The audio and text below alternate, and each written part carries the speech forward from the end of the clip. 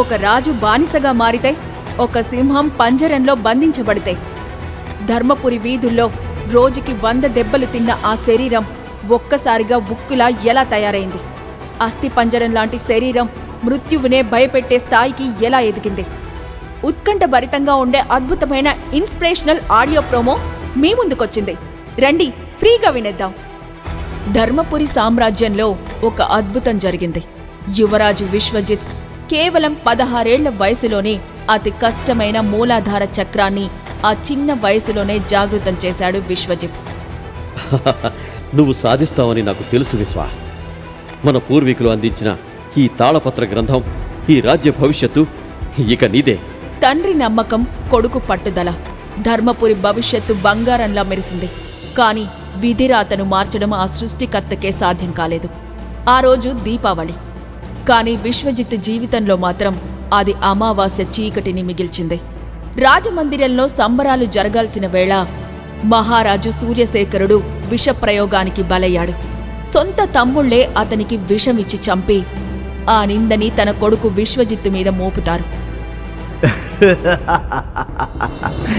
దేశద్రోహి కొడుకు రాకుమారుడు ఎలా అవుతాడు విశ్వ? ఈ రోజు నుంచి నువ్వు యువరాజువు కాదు, ఈ రాజ్యానికి బానిసవే. క్షణాల్లో అంతా తలకిందులు. తండ్రి శవం కళ్ల ముందే ఉంది. చేతులకు సంకెళ్లు పడ్డాయి. నిన్నటి వరకు యువరాజు అని పొగిడిన నోళ్లే దేశద్రోహి అని నిందించాయి. 16 ఏళ్ల విశ్వజిత్ ధర్మపురి చెరసాలలో బంధించబడ్డాడు. కాలచక్రం గిర్రున తిరిగింది. 3 సంవత్సరాలు గడిచిపోయాయి. ఇప్పుడు విశ్వజిత్ వయసు 19 ఏళ్లు. కాని అతను మనిషిలా లేడు. ఒక శిక్షణ సహాయకుడిగా మారాడు. అంటే సైనికులు తమ యుద్ధ విద్యలను నేర్చుకోవడానికి ఉపయోగించే ఒక బంతిలా. రోజుకి 100 దెబ్బలు, శరీరం నిండా గాయాలు, కళ్లల్లో నిస్సహాయత. అయినా ప్రాణాలతో ఉన్నాడు. నా చెల్లి, నా విశ్వప్రియ తన సప్తశక్తి ఆశ్రమంలో క్షేమంగా ఉంది. నేనిక్కడ బానిసగా ఉన్నంతకాలం తనకి ఏ ఆపద రాదు. అందుకే ఈ నరకాన్ని భరిస్తున్నాను. కాని విశ్వజిత్ గాయాల మీద కారం చల్లడానికి వచ్చాడు ఇందుశేఖరుడి కొడుకు, ప్రస్తుత యువరాజు ఆర్యతేజ. అతని కళ్లల్లో అధికారం తాలూకు అహంకారం కనిపిస్తుంది. అతను అక్రమంగా దివ్య ఔషధాలను వాడి స్వాదిష్టాన చక్రాన్ని జాగృతం చేశాడు. చూసావా విశ్వ, నీకు దక్కాల్సిన ఔషధాలతో నేను శక్తివంతుడినయ్యాను. నువ్వు ఒక బానిసవు అయ్యావు. నేను తలుచుకుంటే నిన్ను పురుగుని నలిపినట్టు నలిపేయగలను. విశ్వజిత్ ఏం మాట్లాడకుండా మౌనంగా భరించాడు. తన తండ్రి ఇచ్చిన తాళపత్ర గ్రంథంలోని రహస్యం కనిపెట్టి ఎలా అయినా వీళ్ల మీద పగ తీర్చుకోవాలి అనుకున్నాడు. చెల్లెలు క్షేమంగా ఉన్నంతకాలం తనకి సమయం ఉంటుంది. కాని విశ్వజిత్ ఆశలు తారుమారయ్యాయి. చెప్పడం మర్చిపోయాను. నీ చెల్లెలు విశ్వప్రియ సప్తశక్తి ఆశ్రమంలో క్షేమంగా ఉందనుకుంటున్నావా? లేదు, ఆమెను అక్కడే బంధించాము. త్వరలో ఆమె కథ కూడా ముగిసిపోతుంది. ఆ మాటతో విశ్వజిత్ గుండెల్లో బాంబు పేలినట్టనిపించింది. ఇన్నాళ్లు ఏ నమ్మకంతో బ్రతికాడో అది అబద్ధమని తెలిసింది. తన మౌనం తన చెల్లెల్ని కాపాడలేకపోయింది. సిద్ధంగా ఉండు విశ్వజిత్, కొద్ది రోజుల్లో నీ అంతు తేలుస్తాను అంటూ అక్కడ నుండి వెళ్లిపోయాడు.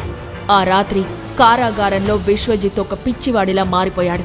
తన చేతగాని తనం మీద, తన తలరాత మీద, తన తండ్రి ఇచ్చిన ఆ తాళపత్ర గ్రంథం మీద అసహ్యం వేసింది. మోసం, అంతా మోసం. ఈ గ్రంథం వల్ల నాకు ఏ ఉపయోగం లేదు. దీనివల్లే నేను నాశనమయ్యాను. ఆవేశంలో తన వంశానికి వారసత్వంగా వస్తున్న ఆ పవిత్ర గ్రంథాన్ని చించేసి మండుతున్న కాగడాలో పడేశాడు. తన ఆశలను, ఆశయాలను అగ్నికి ఆహుతం చేశాడు. కాని విధి వేరేలా ఉంది. ఎప్పుడైతే ఆ గ్రంథం కాలి బూడిదయ్యిందో ఆ బూడిదలో నుంచి ఒక బంగారు పత్రం మెరుస్తూ బయటపడింది. ఇన్నాళ్ళు ఈ రహస్యం ఈ పేపర్ల మధ్య దాగుందా?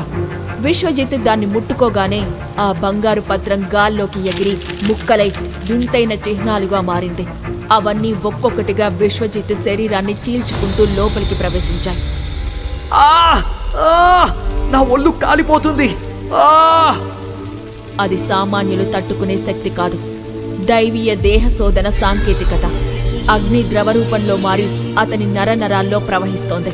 శరీరం బూడిదైపోయేంత వేడి. ప్రాణభయంతో అక్కడే ఉన్న నీటి తొట్టెలో దూకాడు విశ్వజిత్. కాని ఆ వేడికి తొట్టెలోని నీళ్లు క్షణాల్లో ఆవిరైపోయాయి. కారాగారమంతా పొగలు. ఆ పొగల మధ్యలో విశ్వజిత్ శరీరం ఎర్రటి నిప్పు కణికలా మెరుస్తోంది. నొప్పి భరించలేక అతని స్పృహ కోల్పోయాడు. కారాగారమంతా నిశ్శబ్దం. ఆ గదిలోంచి వస్తున్న దట్టమైన పొగలు చూసి ఇద్దరు సైనికులు కంగారుగా తలుపులు తీశారు. రేయ్, లోపల ఏమైంది? వీడు ఆత్మహత్య చేసుకున్నాడా ఏంటి? ఎక్కడ కనపడటం లేదు. అదిగో అక్కడ నీటితోటి పక్కన పడున్నాడు చూడు. శరీరం కాలిపోయి ఉంటుంది.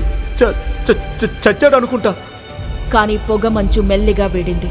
అక్కడ కనిపించిన దృశ్యం చూసి ఆ సైనికుల గుండెలు ఆగిపోయినంత పనైంది. కాలిపోయి ఉంటాడు అనుకున్న విశ్వజిత్ శరీరం మీద ఒక్క గాయం కూడా లేదు. పైగా అతని చర్మం ఒక కొత్త కాంతితో మచ్చలేని వజ్రంలా మెరిసిపోతుంది. అంతే, విశ్వజిత్ కళ్ళు తెరిచాడు. ఆ కళ్లల్లో ఇప్పుడు బానిస తాలూకు దీనత్వం లేదు. కళ్ళు నిప్పు కణికల్లా మండుతున్నాయి. సైనికులు భయంతో వెనక్కి అడుగు వేస్తుండగా విశ్వజిత్ నెమ్మదిగా తన చేతులకు ఉన్న ఇనుప సంకెళ్లను చూశాడు. మూడేళ్లుగా ఏ సంకెళ్లైతే తనని బానిసగా బంధించి ఉంచాయో వాటిని పట్టుకొని ఒక్కసారిగా విదిలించాడు. అంతే, అవన్నీ ముక్కలు ముక్కలైపోయాయి. ఇన్నాళ్లుగా దెబ్బలు తింటున్న విశ్వజిత్కి అంత శక్తి ఎలా వచ్చిందో అర్థం కాలేదు. సైనికులు భయంతో పారిపోతారు. వెంటనే మహారాజుని హెచ్చరించు. పారిపోండి, మరణం దూసుకొస్తోంది అంటూ పారిపోతారు. బానిస సంకెళ్ళు తెగిపడ్డాయి. ధర్మపురి యువరాజు మృత్యుంజయుడిలా తిరిగి లేచాడు. ఇప్పుడు మొదలవుతుంది అసలైన వేట. తర్వాత ఏం జరగబోతుంది? ఆ ప్రాచీన సాంకేతికత విశ్వజిత్తుని బ్రతికిస్తుందా లేక బూడిద చేస్తుందా? సహస్ర నంది ముష్టికతో విర్రవీగుతున్న ఆర్యతేజకి విశ్వజిత్ కొత్త శక్తి రుచి చూపిస్తాడా? చెరసాలలో బందీగా ఉన్న చెల్లెల్ని కాపాడగలడా? ధర్మపురి చరిత్రలో మునిపెన్నడూ చూడని మహాసంగ్రామం ఇప్పుడే మొదలైంది. నిప్పులో కాలిన ఇనుము పదునైన కత్తిగా మారుతుంది. విశ్వజిత్ ఇప్పుడు ఆ కత్తిగా మారాడా? ఈ ప్రశ్నలకు సమాధానాలు తెలుసుకోవాలంటే నెక్స్ట్ ఎపిసోడ్ వినాల్సిందే. క్రింద ఇచ్చిన లింక్ ని క్లిక్ చేసి పాకెట్ ఎఫ్ఎం యాప్ ని ఇన్స్టాల్ చేసుకోండి. Stay tune to pocket FM.